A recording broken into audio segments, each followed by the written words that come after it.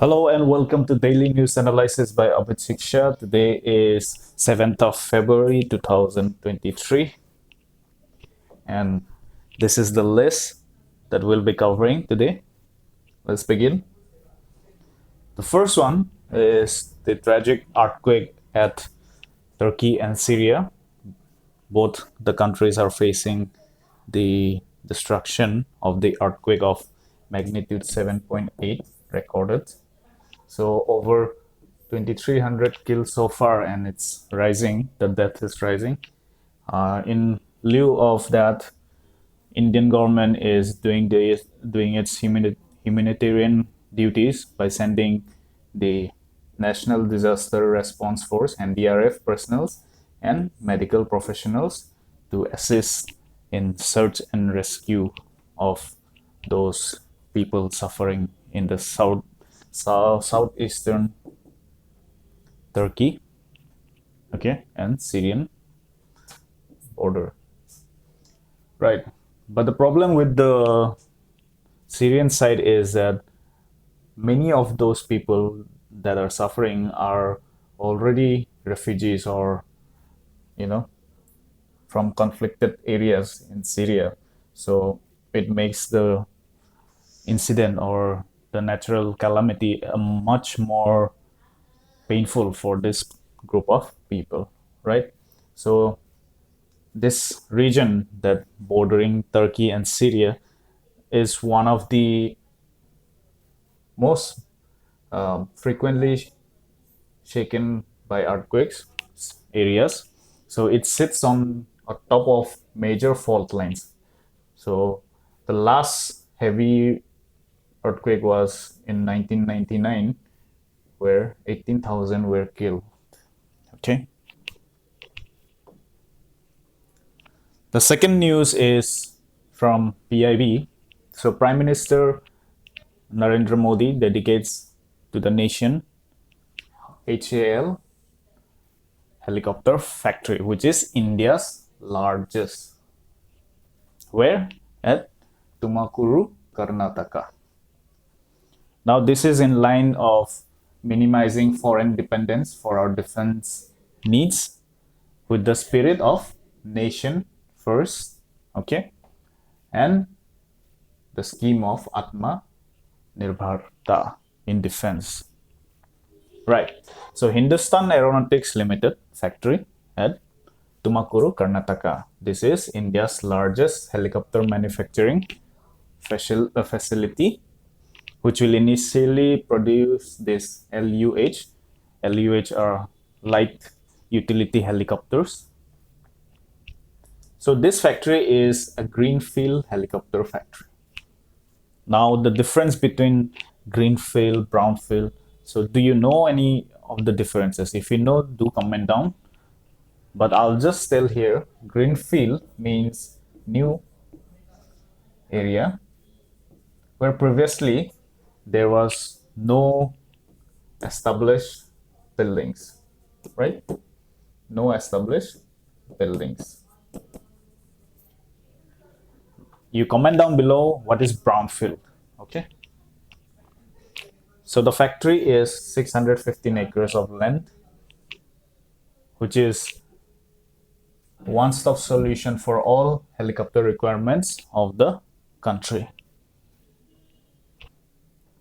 Okay. The HAL plans to produce more than 1,000 helicopters in the range of 3 to 15 tons over rupees 4 lakh crores for a period of 20 years. All right.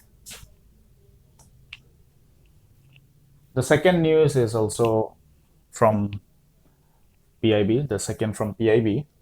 So this is Yuva Sangam portal has been launched by various ministries involved into it. For example, Education, Ministry of Development of Northeastern Region, then Law, Youth Affairs, Sports and Youth Affairs as well. So what is this Yuva Sangam? The Yuva Sangam is a program that will give an opportunity to see know, understand India, and doing something for the country. This is a cultural exchange program, Yuva Sangam. And more than 20,000 students will travel across India and enhance their mutual understanding, particularly the northeastern youths. This Yuva Sangam is to strengthen people to people connect and build empathy between the youth of northeastern states and other states. Okay. Initially, with this portal, 1,000 students have registered and 300 students from the Northeast will join in the cultural program. Now, Yuva Sangam will focus on exposure tours of the youth, comprising students and off-campus youngsters from northeastern states to other states, and vice versa. And this will also have four broad areas of Paryatan, that is tourism, then Parampara, traditions, Pragati, development, and Paraspar, Sampark, that is people to people connect. Okay. Here we have this news from PIB again. So this is 108 Buddhists from Republic of Korea to walk over 1100 kilometers on a 43-day pilgrimage. Okay, so this Sangul society is organizing a walk across Buddhist sites in India and Nepal from 9th February to 23rd March 2023. And the slogan of the society, the Sangul society, is "Oh we, oh love, oh life." This is a pilgrimage walk. Okay, pilgrimage walk. To talk about Korea and relations with South Korea, we have to understand that South Korea is important from our geopolitical scenario. And if we have to go back to the relation with South Korea, it began in the years after the Korean War, where Indian forces in the UN were instrumental in brokering the peace or ceasefire between North Korea and South Korea. So the story begins of the history, let's just put it this way, history of relations with South Korea. So the first is the Korean War, right?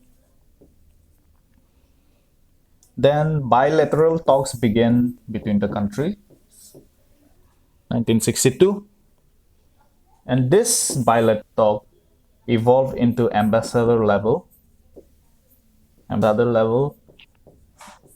in 1973. So officially, we are in good relations with South Korea for 50 years, if we have to take this year as base year. Okay. Right. Now, why South Korea is important for us? Strategically, it helps, South Korea helps to counter China. Then there is economic imperatives like South Korean companies like Hyundai, for example, Kia, Samsung, LG have invested over $5 billion in India. And also, since India is a service sector, we are very good in service sector, but then in the technological aspects, apart from China, apart from Japan, South Korea is the one where we prefer for technological help in the core technologies. And South Korean, there is this one South Korean policy, that is New Southern policy, which converges with our Act East policy. So, like South Korea is important to India, India is also important to South Korea, which is elaborated in the new Southern policy of South Korea. Okay, you can go through the IR notes by various writers and various academicians on India and Republic of Korea. Okay. Similarly, here again we have international bilateral relations. This is with Qatar. Now, Qatar is interested in the development or maritime cooperation between Indian ports and Qatari ports. You can see the picture here with Minister of Ports, Mr. Sarbananda Sonowal, exchanging with his counterparts from Qatar. And 2023 also marks 50 years with Qatar. So first with Korea, South Korea, and again with Qatar. Now, India-Qatar relations also go back to 1973, and the importance of Qatar is Qatar is the largest supplier of LNG to India. Okay, largest supplier. So this LNG accounts for 65% of India's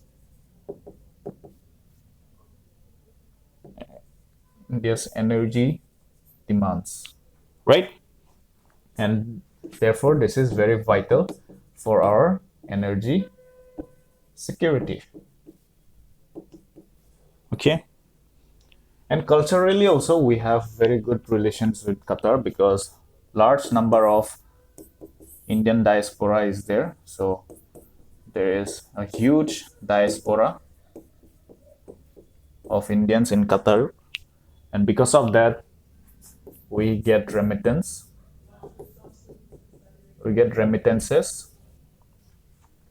which accounts almost or nearly 750 million dollars per annum. Okay. Then relations with Qatar also secures our maritime security, right? Maritime security. The stability of Gulf region and stability with Qatar secures our maritime security, right? Then Qatar is also needed for India's bid to permanent seat of UNSC Security Council. Okay, so these are some of the IR topics that you can cover up this year. Let's move to the next news. Again, Indian Railways is in news. They have started a new service this time. We have already been discussing about Indian Railways. Yesterday also we have given the new train. Now again, Indian Railways have come up with an innovative idea to order online food by WhatsApp. Okay, so this is the WhatsApp number if you're traveling by Indian Railways. Okay, so this is an interactive way of communication with the customers by Indian Railways to handle all queries of e-catering services for passengers, and also you can book meals through these services. Now this will be implemented only on selected trains and passengers. It's not available to all the people, right? If probably this will be available maybe to first or the AC tiers, all the tiers. Okay, so this is still in the first phase. It is not yet fully developed for ordering, but very soon we can see this coming into all the trains if this one goes well. Okay, towards the end we have this one sports news that is from Manipur. So Manipur will be hosting its first ever international football match. This is such an irony because Indian football team comprises major players from Manipur, and Indian national team has not played an international match ever in Manipur, right? So it is written here, the first that the Indian national football team will be playing in Manipur soil. So which is a very ironical situation for India in terms of football here, where Manipur has been producing great players like Tangmei Grace from recently, who won the an European Championship. Then there are many players from men's like Ranidhir Singh, Goromangi Singh, Udanta Singh, who is also still playing, right? So the first ever international football match in Manipur that will begin from March 20 to 28, featuring India, Kyrgyzstan, and Myanmar, right? This is Hero Tri-Nation. Hero Tri-Nation International Friendly. From the entertainment segment, we have the Grammy Awards, right? So Beyonce wins her 32nd Grammy Award. Of course, those who listen to English songs, they will know Beyonce. But we are not here to talk about Beyonce. We are here to talk about Ricky Case. So he is an Indian composer, music composer, who is based out of Bengaluru, and this is his third Grammy Award for the album Divine Tides, right? And he has honored this award to his home nation, that is India. Now Beyonce won her 32nd prize, but album of the year went to Harry Styles from previous One Direction group, right? Okay, that brings us to the end of today's news analysis. We hope you're enjoying the series. We'll join you soon in the next. Till then, subscribe to our channel and follow us on our Telegram channel and Instagram page as well to know what we are putting forward in the future. Okay, so see you soon.